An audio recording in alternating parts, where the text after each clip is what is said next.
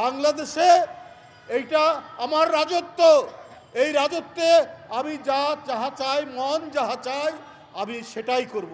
সেই রাজত্ব কায়েম করেছিলেন শেখ হাসিনা, কায়েম করেছিলেন বলেই আজকে তিনি জনগণের উত্তাল তরঙ্গের এমন প্রবল স্রোত তাকে ধাক্কা দিল, তিনি পালাতে বাধ্য হলেন বাংলাদেশ থেকে। আর বেগম খালেদা জিয়া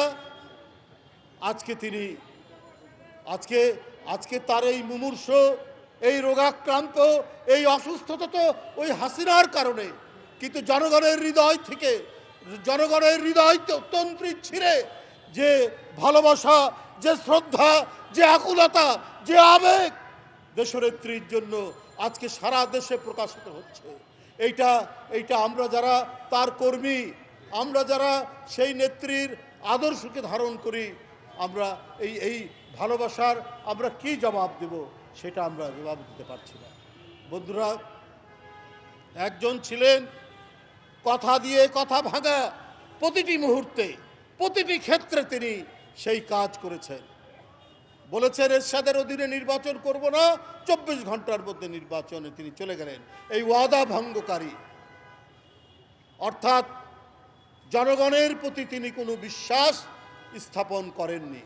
আর Begum Khaleda Zia, she belongs to politics of conviction। তিনি বিশ্বাস আর দৃঢ়তা যার অন্তরের মধ্যে ক্রিয়াশীল ছিল, নট পলিটিক্স অফ কনভেনিয়েন্স। কোনো সুযোগ এবং সুবিধার ধার ধারতেন না বেগম জিয়া। এই জন্যই তো আজকে মানুষের এত ভালোবাসা, এই জন্যই তো মানুষের আজকে এত গভীরভাবে তাকে মানুষ শ্রদ্ধা করছে। আমি শুধু একটি কথাই বলবো সরকারের কাছে, জনগণের যাতে কষ্ট হয় এই কাজ আপনারা করবেন না। আপনারা অন্তর্বর্তীকালীন সরকার, সবাই, প্রত্যেকটি গণতান্ত্রিক রাজনৈতিক দল, আপনাদের প্রতি আমাদের আস্থা আছে, কিন্তু সোয়াবিনের লিটার যদি হঠাৎ করে 9 টাকা বেড়ে যায় এবং খোলা বাজারে যদি 5 টাকা হয়, তাহলে জনগণ কষ্ট পাবে, জনগণ দুঃখ পাবে। এইটা করবেন না।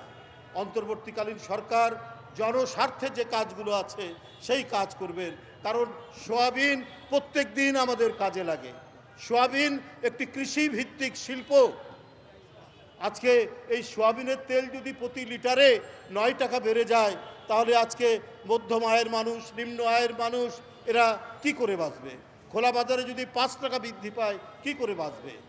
তাই আজকের কৃষক দলের এই দোয়া অনুষ্ঠানে আমি যে বৃদ্ধি করা হয়েছে দাম, সেটা প্রত্যাহার দাবি করে আমার বক্তব্য শেষ করছি। খোদা হাফেজ।